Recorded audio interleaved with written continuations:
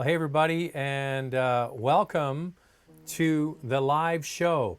You know, I haven't been actively asking people to subscribe on the channel at all, and I think that's probably not good. I probably should do that more. So if you haven't subscribed to the channel, please hit the subscribe button and also hit the like button, and we will get more people subscribing, hopefully.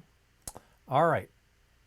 I just want to let you know that Car Cost Canada is the main sponsor of the channel. You want to sign up using Motormouth as the user code. You become an expert member. It opens up more free searches for you.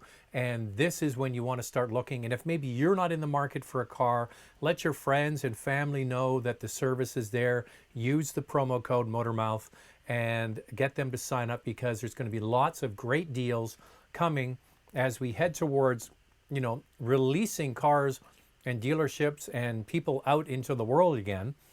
And when that happens, auto manufacturers are certainly going to be motivated. Anybody else feel like they need a haircut? It's been a month. It's getting a little shaggy. Everything's closed down. We're all going to look pretty shaggy by the time this is all done. Oh, another thing is people have asked how they can support the channel.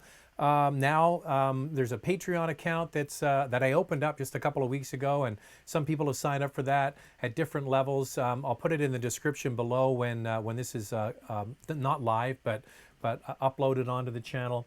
And if you want to do a super chat at any time during this live portion, you can donate some money and get the super chat and get on top of the list. Okay, let's get into the questions here.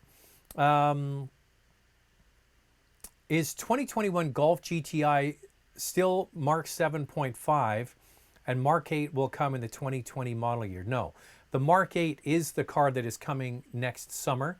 It is still on the MQB platform, so you could kind of look at it like it's Mark 7.5, but it isn't really. They've got new engines, they've got a whole new interior, but the platform itself remains, and that's being carried over. So no, it's not this summer, not 2020, but next summer we'll be getting the Mark 8 Golf GTI and Golf R all within a couple of months of each other. So probably getting the Golf sometime in the summer, and the other cars maybe by the end of the summer. This next question is, I'm considering between a Wrangler and Bronco, but not sure when Bronco will launch. Is it worth waiting? I'm not in a rush to make the decision. Well, you're kind of answering your own question. No, you don't need to rush. We're still waiting for the launch of the Bronco. It was supposed to be this week at the New York Auto Show. Supposed to happen this past Monday. It's so eerie to watch the news, watching CNN or wherever you're watching, and they're doing these live news hits in front of the Javits Center, which is now, I think, a 2,000 bed temporary hospital to take extra COVID-19 patients. That's where I was supposed to be this week for the New York Auto Show, and that's where they were going to be showing the Bronco. So yeah, when that's going to happen, I'm not sure how Ford's going to do that, but you have time on your side. There is no rush. And trust me, the longer you wait, the better the deals will be if you're looking for one of those two trucks. My second favorite handle has signed on today. Huge Haggis. DJ Pleasure Seeking Missile is still my favorite, but Huge Haggis is here tonight. If SUVs have become the new family vehicle, does it just not make them uncool, therefore making the minivan cool again? Long live the minivan. Looking forward to the new Sienna. Those that know that a minivan, there's really no replacement for it in the entire auto industry. If you need to move a lot of people around, do it comfortably, get in and out easily, still have lots of cargo space, even when all the seats are being used, nothing touches a minivan. So is it the cool family vehicle? Well, there is a bit of a theory with some of the car executives I've talked to. You typically don't want to buy the vehicle that your parents drove, right? So a certain generation, it was the family station wagon and the minivan. So they want nothing to do with that. So this generation that's having kids now, their parents drive utility vehicles. They drive RAV4s and CRVs and Rogues and Qashqais or whatever the hell they're driving. Those kids Are they going to not want to drive SUVs? Are they going to go back to sedans? Will there be a full circle where all of a sudden things like minivans and cars, traditional cars, actually become cool again? We're going to have to wait and see. All right, we've got a super chat, top chat. Eric says, I tune in every live stream and want to show you my support for your great work. Awesome, Eric. Appreciate it. Thank you so much. That's very nice of you. So yeah, if you want to support the show, you can do a super chat. Appreciate that. Do you think that the older Porsches won't be as collectible? Boomers die off. There could be some, but it's not exactly like, you know, you see the baby boomers all buying, you know, 60s muscle cars like Camaros and Mustangs and all those sorts of things, and the prices have gone sky high.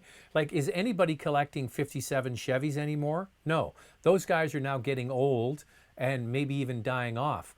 The boomers that really want those late 60s cars, they're going to get older and slowly be replaced by the next generation. So is the next generation going to be hot hatchbacks from the 70s and 80s? I'm not quite sure. But one consistent theme through all of those collecting periods have been highly desirable European cars. Ferraris from the late 50s and early 60s will always be collectible. Doesn't matter how old you are. If you look at a 250 GT Ferrari, I should say, and you look at one 20 years from now, that is still one of the most beautiful cars ever made. And the same thing for these early 60s to, I would say, late 90s Porsches, the air-cooled Porsches. When you see one of those, they're timeless. And I don't care what age you are, those cars are always going to be sought after. So if it's classic Ferraris, classic Porsches, you could probably name a few other brands, maybe some old Alphas and things like that. I don't think that those cars are going to be not as collectible. When you start getting into more modern Porsches, yes, they're much more mass appeal. There are many more of them. So what you need is desirability, highly desirable, limited availability. The older cars, that's the case. Condition, and of course, miles. A lot of the new cars, that's not the case. We have another top chat here. Gladio 2. I hate that people give the Supra flack for being so developed with BMW. Meanwhile, Honda did the NSX Solo, and I hear it's great, but no one is buying it. It's so true. You know, they went out on their own and they made that their own everyday supercar, and having had a chance to drive it, their goal was to make a car you could drive every day, and it's very, very comfortable. I think the problem that Honda had and Acura had with the NSX is they rolled it out for far too many years. I can't tell you how many auto shows they showed the concept, then they showed the prototype, then they showed another concept, and then later they brought out the real production car. It was like 4 or 5 years where they teased this car. So by the time it came out, it was like old hat. It had already been out. We'd already had our heads wrapped around it. If they had just one day been at an auto show and pulled off the tarp and go, boom, there's the new NSX, everybody's head would have exploded and people would have bought it. But I think they teased it for far too long and they lost their mojo and lost their momentum. All right, next one here. Tech Pro, what are your thoughts on the Range Rover Sport? How do you think it'll compare to other vehicles in the same segment with the recent facelift? I'm not sure what kind of question you're asking in a comparison. I have a very mixed feelings about the Range Rover products. Is every time I drive one, I really enjoy driving them. You have this amazing captive view over the road, very comfortable seats, great outward visibility, very capable vehicles. I particularly like the TD6 diesel engine, huge torque. I think it's 444 pound-feet of torque. And diesels and utilities, they're a perfect match. You get all the torque to drive around town, much better on gas, and those vehicles are really, really bad on fuel. But then you get into the reliability. And the reliability isn't there when you compare it to some of the other import brands. Here's something that a lot of people crap on Range Rover about, and they get it absolutely wrong. They say, Zach, why would anybody buy a Range Rover? They lose their value. The resale value is absolute crap. Well, I'm here to tell you, as somebody who's done work for Canadian Black Book for many years, looking at the vehicles and how they hold up, Range Rovers actually have very good resale value. So I don't agree with that whatsoever. I think that you can have a Range Rover, and the great thing about having high resale value is they're a perfect candidate to lease. And that would be my suggestion. If you like the Range Rover Sport and you like all of the things that I just mentioned, you like the great seating position, you like the functionality, they certainly are nice looking vehicles, they drive quite well.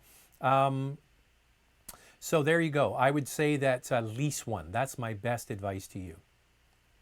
Okay.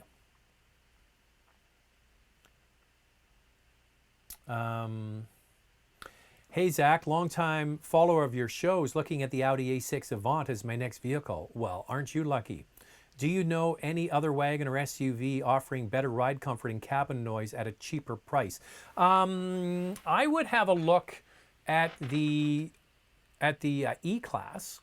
I'm not sure if it's a better price, but one that I would consider is looking at the C-Class wagon.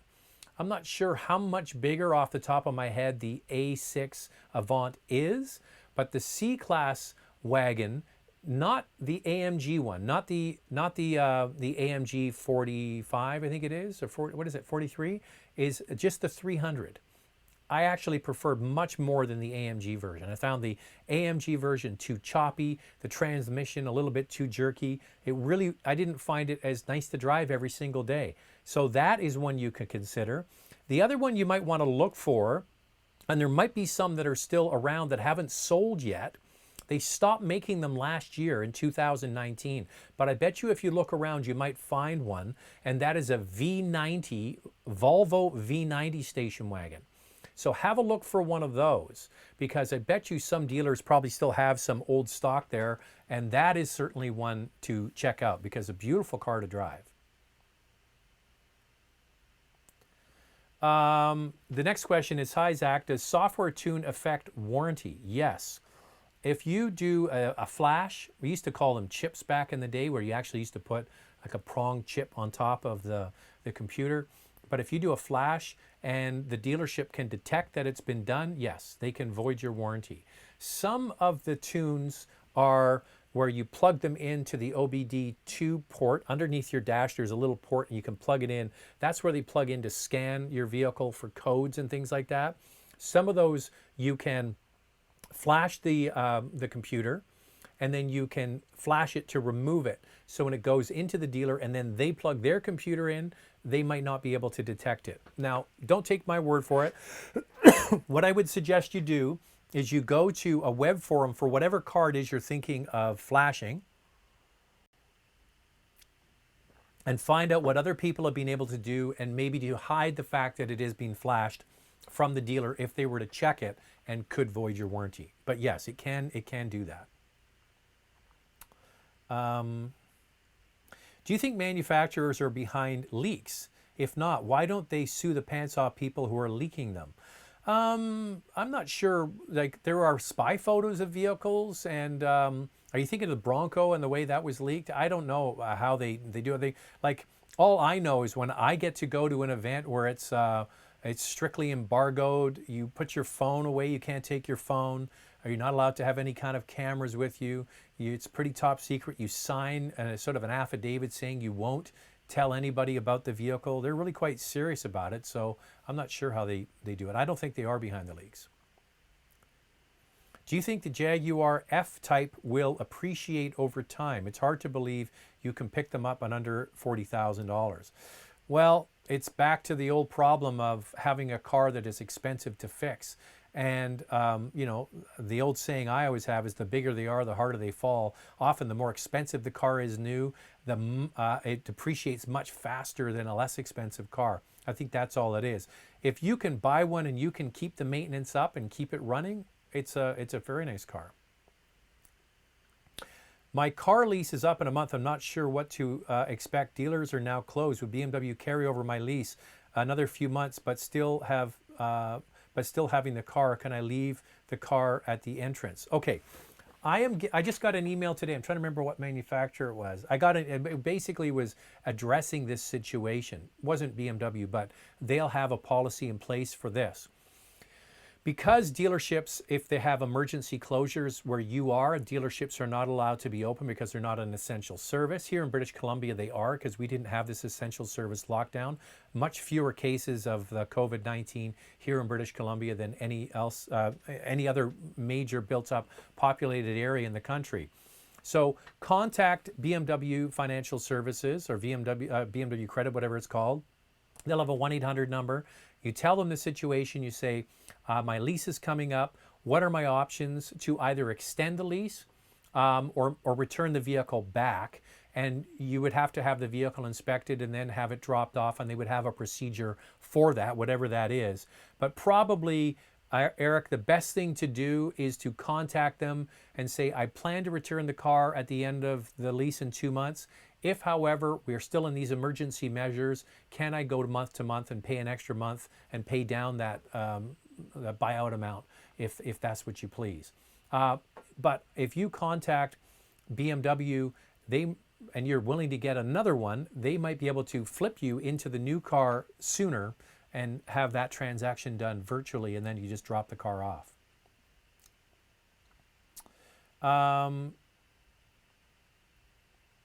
Do you think you'll own a supercar at some point, like a GT3 RS or a Huracan? I am not into supercars. I'm not a supercar guy. I never have been.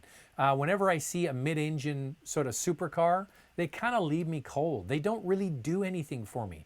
You know, whether it's a McLaren or Ferrari or whatever it is, they all kind of look the same to me.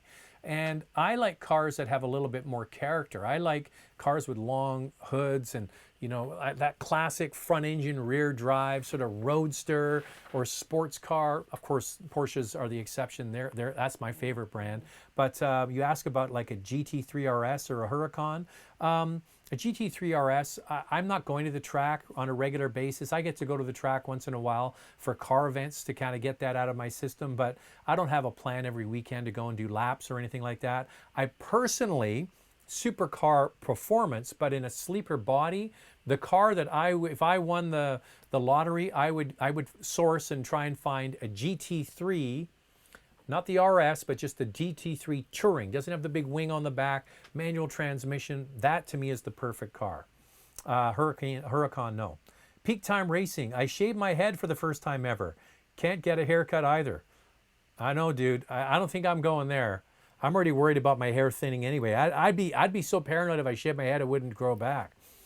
Zach, what's your favorite exotic brand and why? Ferrari, McLaren. Like I just answering the question above. I'm not really motivated by supercars. They don't really do anything for me. I like nice design, and I like a lot of older cars. Like if I had an infinite supply of money to buy what I wanted, I'd have a few sort of modern cars. I'd have a diesel pickup truck. I'd have a Ram Eco Diesel. I'd probably have one of those. I would have, you know, like a Porsche Panamera for long distance trips. I'd have a Porsche sports car, but then I would start collecting old cars. Like I like early 60s Cadillac Eldorados. I'd like to have an original Mini. I'd like to have lots of old cars because I think the designs are better than modern cars, to be honest with you. Hey Zach, are there any special considerations with buying a used car in one province and registering it in another, i.e. BC or to Toronto? No, there isn't any. What you do is when you buy a car, you pay the GST where you bought the car. We'll pick, and this is a very good question, by the way, John, because I suggest to anybody that wants to buy a used car, especially a used car that's getting older, British Columbia, where I live on the West Coast, I mean, it is beautiful and sunny and warm here today. I've already cut my grass. You know, we just do not have the same winters that you do get in the rest of the country. And there are plenty of premium cars here in British Columbia. British Columbia is the premium car market of Canada as a percentage. So there are, and the thing is, and we have nowhere to drive. We have a very confined area in the Vancouver area to drive. So you get cars that not have a lot of abuse in the wintertime. They haven't been driven very far, and there's a lot of them. So I'm getting to your question here in a second. So if you kind of fall into that category, say I've always wanted to have a Mercedes convertible and you're looking for one that's 10 years old, look in British Columbia, find the car here and then have it shipped to where you live. Say you live in Ontario or Quebec or New Brunswick or wherever. And then it's going to cost you a bit of money to ship it. When you buy the car here from the dealer that's selling the car here, you will pay the goods and services tax here, which is 5%. Then it gets on a train and it gets shipped and it's going east, Alberta, wherever. When it lands and you register the car with your province, say Ontario, you go and you register it, then you have to declare what you paid for the car and pay the provincial sales tax, okay? And that makes up, the combo makes up the HST. So that's how you do it. Other than that, you might have to have some kind of inspection done, an out-of-province inspection, but it's really not that big a deal. And it's a very good option for people who are looking to buy older cars in good shape. British Columbia is the place to look. What is your opinion on the 2019 Honda Civic Si? Great car. Unfortunately, not available in the hatchback. I don't understand it. You either get the coupe, the two-door, which nobody's buying, or very few. I don't think I've ever seen one recently, and the sedan. And the other thing, it's only available with a manual transmission. To me, that's fine. I would love to have that car, but it limits basically the market. And no hatchback. If you are looking for a car like that, and you don't want to have a manual, you can get a similar kind of experience by getting the Acura ILX, which is the previous generation SI with a wonderful 2-liter engine. Is it bigger? Is it 2-liter? Or is it bigger? 2.4. Oh, that's terrible. I can't even remember that. Anyways, 200 horsepower, and it has a dual clutch transmission. So that is something to consider if you don't want to row your own gears. But the Civic Si is a great car. Is Nissan making a new GTR? I think they are. They have a concept vehicle. What was it called again? Concept they showed a year or so ago, which kind of hinted that something's coming. Roll says, what is the best option for electric luxury SUV? Well, if you're not in a rush, you might want to wait for the new, the EQC, the Mercedes-Benz is coming. It was delayed. The e-tron is selling very well in Europe. I mentioned this stat a couple of weeks ago, and the interesting thing is the highest adoption rate of electric vehicles in the world is Norway. Massive subsidies, massive tax exemptions if you buy an electric car. In Norway, I think it's getting over 70% of new vehicles are electric. And you think, how is that possible? Well, when you look at the discrepancy in the taxes that you pay for an internal combustion engine and then an electric, it makes absolute sense to buy an electric. And you'd be out of your mind not to. You get free parking, you get special lanes, you get these huge tax rebates and so on if you're a Norwegian citizen. The best-selling EV in Norway right now isn't the Model 3. When the Model 3 came out last year, they had a big surge in Model 3 sales. It's actually the Audi e-tron. The Audi e-tron is the best-selling electric vehicle in Norway right now. So if you're looking for an electric luxury SUV, you're going to look at the Model X, which in my opinion is very expensive. The EQC is coming. It's been delayed, but it is on the way. And the e-tron. And the e-tron, I think, is from people in Norway who know electric cars are buying with their wallet. And one of the reasons is because the e-tron is the fastest to charge. It takes in the charge into the battery faster than any other electric vehicle on the road, which people who have owned electric cars know that's a big sticking point, is getting the electricity into the car. I'm debating between an X5 and an X7. If money isn't an option, which 6-cylinder would you prefer? It's for me and my wife, and I travel pretty frequently. If it's just for you and your wife, get the X5. Because what you get with the X5 is you get the same engine as the X7, a smaller package, better performance, better handling, same basic interior, and without the third row of seats. And if you really want to get have they gotten rid of it altogether? I think you can still get it as an option in the X5. But check that out. I think you can. That's what I would do. In the X5, last year I drove it, and you can go back and watch the review. I did a review of the X7 and the X5 from last summer, and the X5 really surprised me. I think it has gone to the top of the list when it comes to the drive. And that inline six-cylinder engine is fantastic. So if you're going to get the X7, you're getting a diluted experience because you're driving such a big vehicle with the same engine. You get a cut in performance. So X5 in my opinion. Gordon Freeman, do you think there's still a future in the auto industry?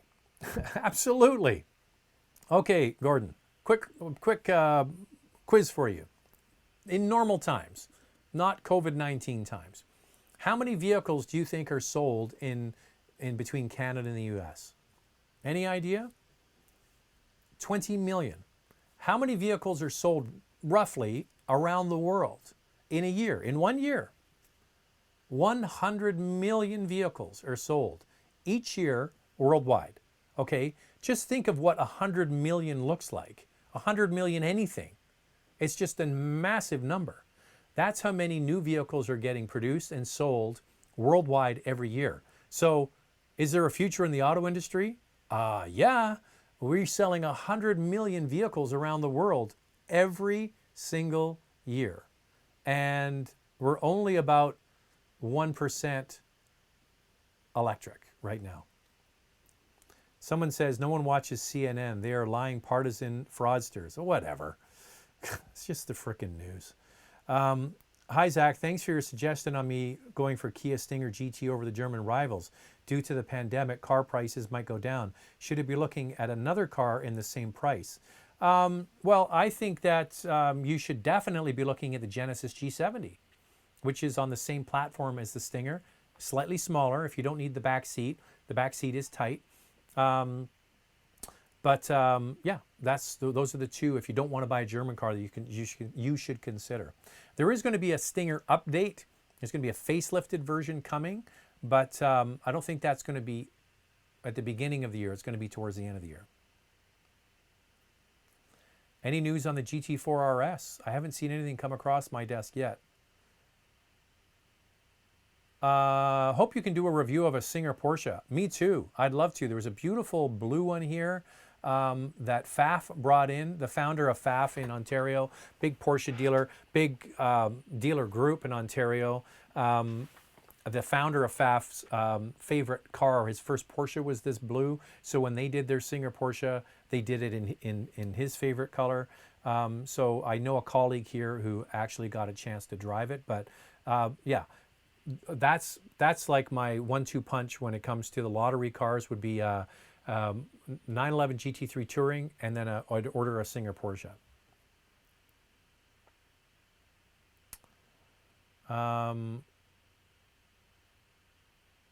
What do you think about the Q5 plug-in hybrid? How does it compare to other plug-in hybrids from German manufacturers?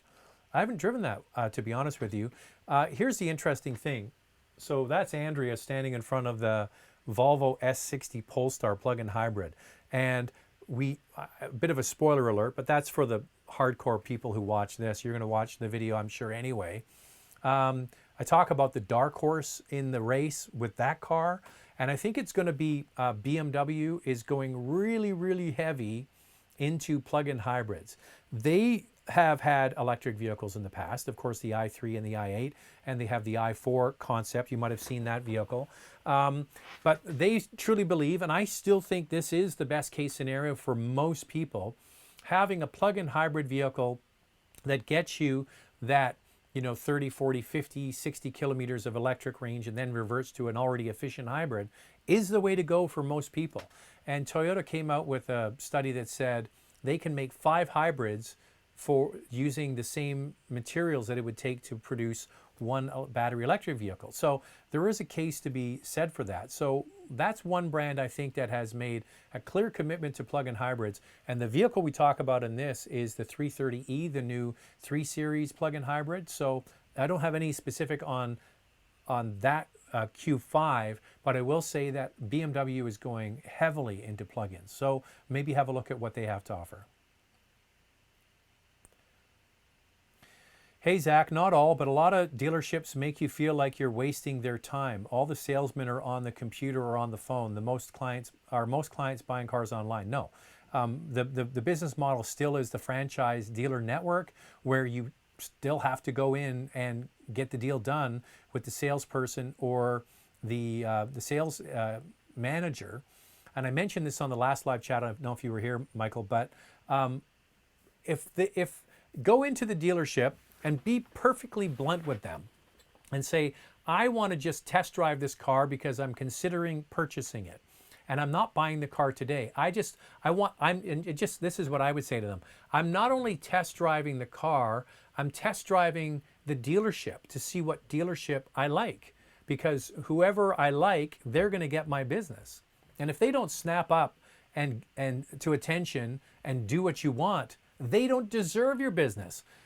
Good dealerships have trained their sales personnel to treat you with respect, even if you're not buying a car on that day. That sleazy salesman like, hey, listen, what's it going to take to get you in a new car today? That kind of thing still goes on. And if you want nothing to do with it, have nothing to do with it. And tell them that. And say, you know what? I didn't like my experience here. I'm not going to buy my car from you. I'm going down the street to Bob's Chevrolet instead of Larry's Chevrolet, and I'm going to buy my truck down there. It's your money. You are in charge. And I wrote a book about this, and basically that was one of the chapters. It's your money. You're in charge. So if you go into a dealership and they're all on their computer and they can't be bothered to get their ass off their seat and take you for a test drive and make you feel like you're important, that when it is time for you to buy a car, you're going to go back to them because now you've got a relationship, they don't deserve your money. Go somewhere else and tell them that. I didn't like my experience here. You couldn't be bothered to get your ass off your seat. You didn't want to take me for a test drive. So I'm going to go and buy a $40,000 truck, but I'm not buying it from you. It's your money. Hey, Zach, wondering what are good alternatives to the Macan? Keep on the car-like handling dynamics, but don't like the style.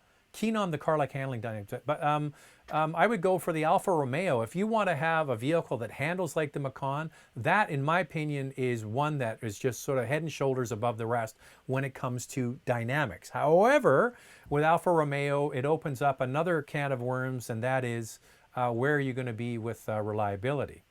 I think we have another super chat here. All car reviews say the new Honda Accord is better than the Camry in nearly every way, yet the Camry outsells the Accord. Why do you think it is? I think it's got everything to do with the brand. And I think that Toyota, to their credit, has produced high quality cars that just work every day, year in, year out, amazing resale value, good dealer network, talking about dealers that invest in their salespeople and training and those sorts of things. That is a brand, now not all of them are going to be perfect, but that is a brand that, in my opinion, invests in their people. They sort of have different standards. And I think that, Honda has that as well, but I don't think they have it to the same level as Toyota. And Toyota is just like the benchmark of how to execute a business when it comes to delivering cars for people. Now, they might not be the enthusiast choice, they might not be the prettiest girl at the prom, but they certainly deliver cars that start and drive every day and return good value and have great resale value. I think that's the reason why. Hayes Goodman. Hey, Zach, what is your favorite inexpensive compact car that you recommend? Reliable, good daily driver. Thanks. I would say there's two camps of compact cars that I like to talk about. Those that are just good basic transportation and those that are sort of more handling oriented, right? I'm not sure which one you're in. But I would put the Mazda 3, I would put the Civic, I would put the Golf, in the and even the new Corolla hatchback in the more fun to drive sort of category. Over on the other side, I would take the Corolla sedan. It's just a good basic everyday car. The Impreza and sort of the Sentra and all those other ones as just good basic transportation. So it's kind of hard to not go against the old favorites, which are the Corolla, the Civic, and start there, because you're going to have a hard time finding cars that are going to deliver day in and day out like those. That kind of goes back to my last answer: is these cars just deliver the mail all day, every day.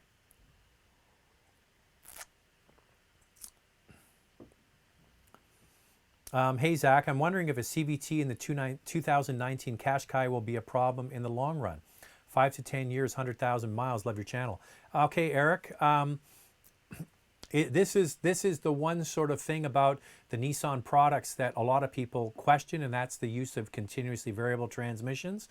There's two camps to this. I've heard stories of CVTs that have not been reliable, and then other people who have had them and used them for years. I remember being in a cab in New York City, and the guy was driving an Altima with a CVT, and he says, I've got, like, I can't remember what the crazy mileage was on it, and he says it's been fine. So it's something that you have to think about. This is my answer to these questions all the time. If it's a question mark in your mind, and if it's a question mark in your mind to the point where you're asking somebody else whether you should do it, then take that question mark away.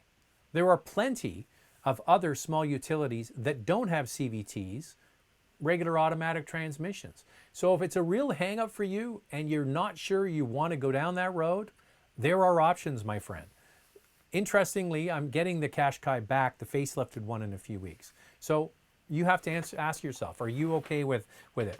There's lots of stuff to read about with the Qashqai if you don't want to risk the CVT. When is the redesigned A3 coming to Canada? Are we going to get the hatchback? Well, they showed the virtual Geneva Motor Show that was canceled, and I did a segment for Motoring TV about it, and they showed the A3 hatchback. I would hope we get it. I'm not sure though. They had the A3 hatch for many years in Canada, and they got rid of it. I don't have any intel on that one or the other. I'd like to see it. Maybe they'll bring the plug-in hybrid like they had with the e-tron in the past, but yeah, I don't know. When is it going to come? It's going to come probably sometime next year. Why is Toyota so slow in introducing new types of vehicles? They need a mid-size crossover like the Murano or Blazer and a subcompact utility like the Kicks and Venue. Well, they kind of have a small compact utility, and that's in the CHR, which kind of covers quite a bit. I agree with you. They probably could come up with something that's cute again and small, but a crossover like Murano, I think they cover that with the RAV4. You're right though. There's so many different slices of the pie that you want to carve, and some brands have done that better than others. And Nissan, as you mentioned, is one that has all of these bases covered. Oh, I'm just going back to the question about the Macan and good handling. One vehicle that I think that you should try, and I forgot about it when I was just popped in my head now, is the BMW X3 40i with the inline 6-cylinder. And then you get the sport package on that. Beautiful car. Great engine, nice interior, roomy on the inside, much roomier than the Macan, and might not be at the same level of handling as the Porsche, but is going to be very good. Very, very good. So that is one. I mentioned the Stelvio as an option, but the X3 40i would be a hell of a car to have too. How are Honda Passport sales? I don't think they're good. Put it this way, how many have you seen on the road? None.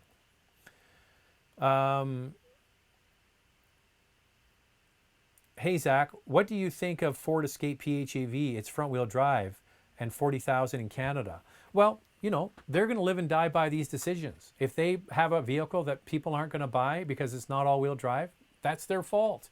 Sometimes you get these car companies and you get them at an event and you speak to the executives at night and you're having a beer with them and you're like, well, what are you thinking? And they're like, well, we've got and we've got the slide show and we know and we've thought, and just like, no, you're missing out. And companies have to find out the hard way. For example, the Passport. Previous question. I remember being at the launch of the Passport. Remember saying to the head of product planning, it's too expensive. Why would you buy this? It's more expensive in many ways than the what's the other one? the Pilot that it's based on. So yeah, that's, they make these mistakes and then they have to try and fix them. So that's one they're going to have to fix, and people don't buy it. I always wanted a Magnum PI Ferrari, which I believe was the 308 or the 328. I'm not sure. I remember driving a 328 when I was a teenager. I worked at the racetrack in Toronto in Valley Parking. A guy came in with a 328 and I jumped in it and I drove it. I was like, oh, that was baller. It was so cool. That was a nice car. I do like that mid-engine exotic. I think those two cars really are beautiful. 308 and a 328. And the small crossover VW is going to introduce in 2021 is called the Touareg, and it looks pretty decent. Yeah, as I mentioned, they had a bunch, this was in the last show, I think I mentioned, Volkswagen introduced a whole bunch of sort of small SUVs for the Chinese market, and one of them is going to be coming here. That's obviously the one then. Hey Zach, love your show. If you were in the market for a car in a year or two from now, would you put your money down on the first gen German electric car like the i4? No. The one that I think is going to be interesting is the Polestar 2. I saw that at Geneva last year. That is the four-door Sportback car that is from the Polestar division, which is pure electric. And for what I understand, the pricing of it when it finally arrives is going to be really quite aggressive. So would I put my money down on the first gen German electric car like the i4? I don't know. I don't think there's I don't know. We'll have to find out when it's actually going to be released, how much it's going to cost, if they're going to do deposits, all those sorts of things. It's going to certainly be offered in the Chinese and domestic European market probably before here. Will high-end 3/4 ton trucks in Ontario drop in price with COVID-19, or is they low as they're going to get right now? Interestingly, I read an article the other day talking about the car market and how it's tanking, with the exception of full-size pickup trucks. And there are pretty good incentives on those trucks now. They could certainly go lower. That's why you need to sign up for carcostcanada.com, and you want to wait for the beginning of every month. So whatever the incentives are on full-size pickup trucks, I think it's easily $10,000 right now. And then come May, they'll have a new batch. Every month it's a new batch of incentives. And if you're a member of Car Cost Canada, use the promo code Motormouth. Get those expert searches opened up for you, additional searches, and you will see. And if you see a big reduction in the price or a big incentive put in play, then you'll know that's when you want to jump on it. No one has a crystal ball, but truck sales would probably be a good way for car companies to keep the wheels turning, as it were, when it comes to profitability, because pickup trucks are highly profitable. And they sell more of them than anything else. So it'll be interesting to watch what they do. Hey, Zach, do you think we'll get more color options for the upcoming Toyota RAV4 Prime? I would feel way too conspicuous driving around in a shiny red SUV. Yeah, I think they're just using that red one as their sort of promo launch vehicle. Typically, car companies, if they have a new model, they have a launch color, and that's where you'll see it used in all of the videos and all of the brochures and all of the advertising. They typically have sort of one color that they use, and that's the red one. I agree with you. I've seen that one. But yeah, we have to wait until we get more details on what the pricing is and the different trims and those sorts of things. The event for that was supposed to be in June.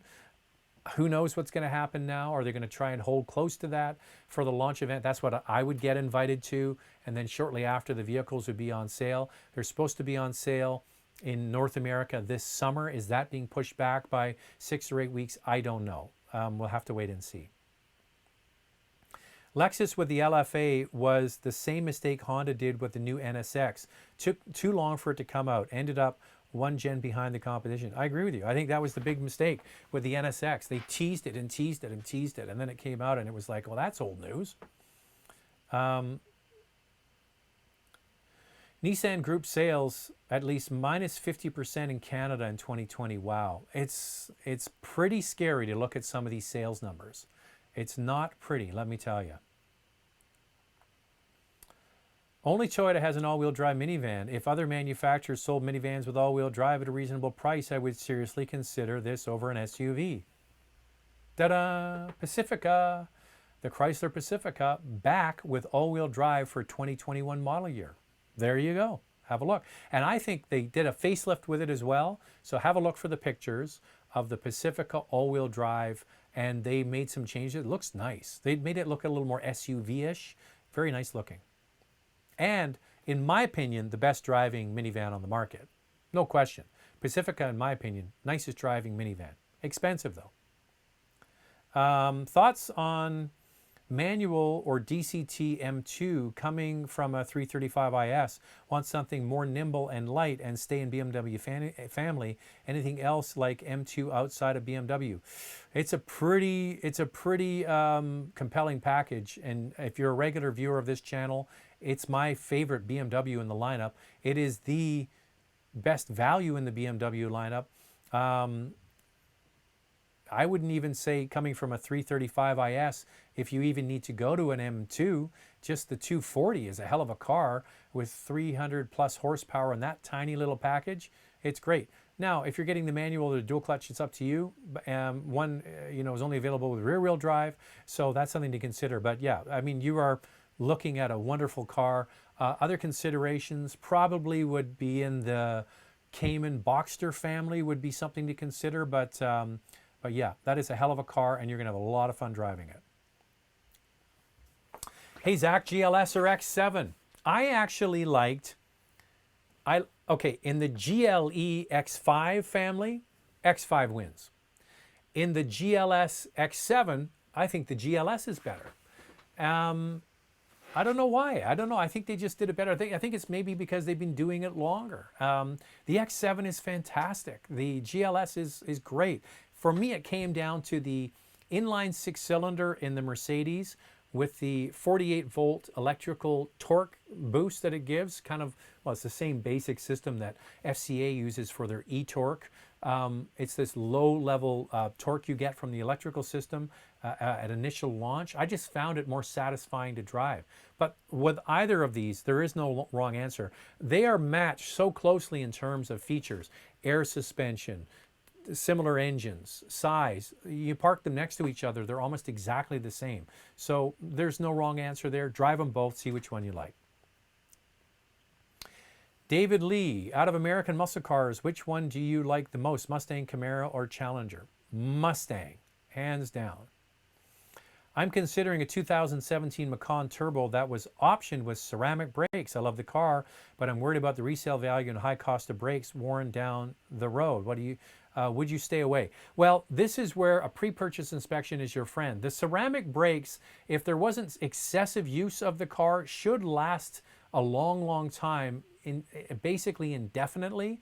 So please have the ceramic brakes inspected by somebody that knows what they're looking for, and ask the dealership that's selling it to you what the life of the brakes is left. From what I understand, it's supposed to be sort of like a kind of one and done with those, so you want to find that out. It is something to be concerned about. Here's a perfect example. People that go to the racetrack all the time will not buy ceramic brakes. You often hear about how good the ceramic brakes are in Porsches, and they are fantastic, and they do a great job on the racetrack, but they wear, they do wear at high speeds on the racetrack. So a lot of guys will take those high-end cars and just put in the regular red turbo brakes and service them with pads and rotors more often. In the long run, it ends up being less expensive. So ask the dealer for the information on the wear. If you're considering it, have it inspected and find out more. If it's a concern, look for another one. I'm the owner of an Audi, and if I buy a used 6 to 8 year old Porsche, would that break my bank maintenance-wise? I'm the owner of an Audi. I'm not sure which Porsche you're talking about. Porsches are quite reliable. 6 to 8 year old, I'm not sure we're talking about a 911, if you're talking about a Panamera, a Cayenne, a Macan, whatever it is. Any vehicle that is that age, you're buying the previous owner's dedication to maintenance and service. For example, I just had the service done on my Cayenne, and it was expensive. But the thing is, it was sort of a major service that had to be done because the car was a certain age. Yeah, sometimes these things can be shocked. But if you've been driving an Audi, you know what it costs to keep a German car running. So please give me more information on which car it is. Mike Shaw, hey Zach, thanks for the extra live streams. What are your thoughts on the Porsche Electric Macan in 2021 or 22? It is coming. There is going to be a new Macan. Look at the cadence of when the vehicle was introduced in 2014. So here we are, 6 years now. 7 years is the cycle typically for German car manufacturers. So you would expect to see a new one, and there have been some spy shots of the facelifted model. You can see them online. It doesn't look really any different from the existing model. In my opinion, I can't see much difference. It's very minor. And that will have, and Porsche's been public about this, it is going to be fully electric.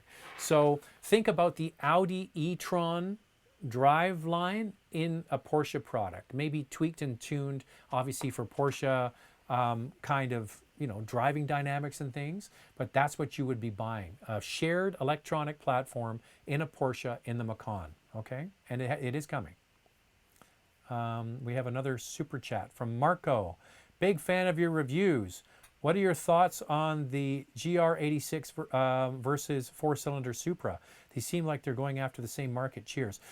I wouldn't say they're going after the same market. The 86 is a very simple, stripped-down, basic kind of car. Now, I haven't driven the four-cylinder Supra, but the thing is, it's turbocharged, right? It's basically a BMW 2-liter turbocharged engine, which isn't the case with the 86. So I don't think it is the same. And then the interior isn't the same. So you know that you're getting a BMW, not assembled, because I don't think it's made by BMW. I think it's made by Magna for BMW and for Toyota.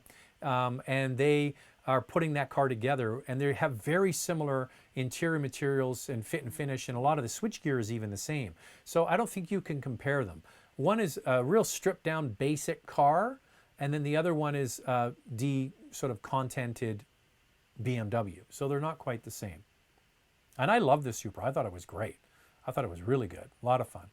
But I really like the Z4.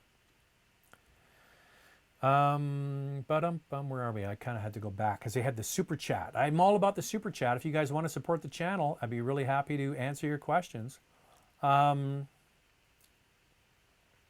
Seriously considering Tiguan, just waiting for better financing rates. Can you tell me something you don't like about it and that I may have overlooked? My biggest issue, there's two things. Some people don't like the power. It's just 186 off the top of my head? My big concern with it was the programming of the 8-speed automatic transmission. It had this stumble in first gear, so it would get the vehicle rolling like 10 feet and then shift into second gear, and that would make for a jerky launch. I've been told, I haven't driven it in a couple of years since it's kind of been out, I've been told that they have had a software update for that, and they have smoothed that out. The easiest way to get around it was to put the transmission in, you put it into the sport mode, and that made it a lot better. So when you're taking one for a test drive, note that, see if you find the transmission to be a little bit herky-jerky at all. It might have all been dealt with a software update, and that's how these things are fixed. The other one is, people think that it's underpowered. I think it's just fine. It depends what you're using it for. If you're delivering kids to school, ballet, hockey practice, all those sorts of things, and you're just using it as a sort of everyday commuter vehicle, it's going to be fine. If you're looking for a performance, racing, utility, it might not be the one to get. But those are the things I would look at. Here's the other thing is, if you don't need the extra space, because the Tiguan that we get is the long wheelbase one that's sold in Europe. We do not get the short wheelbase Tiguan in North America unless you buy the Audi Q3.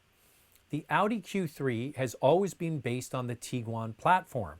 So what do we get in North America? We get the long wheelbase Tiguan as the only model for Volkswagen, but the short wheelbase derived Q3 is available and it has 228 horsepower, basically the GTI engine, and it has a much nicer interior. And I've driven it, and it's great. And we just had Max drive it. He was on the channel about a week or so ago, and he loved it too. So depending on your budget, a sort of not too highly equipped Q3 versus a highly equipped Tiguan might, if you don't need the extra space, be a better buy. Hey Zach, why does Hyundai and Kia have really bad resale value? The cars have Japanese build quality, German styling, but American resale value. It takes a long time to build up resale value and residual value. The Korean brands are working on this, and it is really something that takes a long, long time. Brand perceptions can take decades to improve, okay? And they can be eviscerated overnight if you make major blunders. So that is something to consider. It just takes a long time to build up brand equity, changing perceptions in people's minds, and that's what they have to deal with. Have another super chat here. Do Porsche Macans have reliability issues? Are they as reliable as Toyotas? Well, you know, are you going to get a $100,000 or $90,000 car to be as reliable as a $20,000 Corolla? No, it's a much more sophisticated vehicle. I will tell you, of the German brands, Porsche is head and shoulders above the rest when it comes to build quality, reliability, but they are not inexpensive to maintain. I've had 4 Porsches. You have to put up with a level of pain in order to get the vehicle maintained on a regular basis, and you really do need to maintain them. It's not like buying a Toyota where you just put gas in it and change the oil once in a while, and that's all you do to it. It's a sort of precision machine that needs to be maintained at a certain level in order to keep it running well. If you're willing to invest in that maintenance on a regular basis, they can be very, very reliable, but it's not the same as owning a Toyota. You have to, here's the problem. Buying a German car is easy, maintaining one isn't, okay? It takes more money and more effort, but they have a different experience that you're just not going to get from driving a Toyota. Okay. Sorry, I'm jumping around here.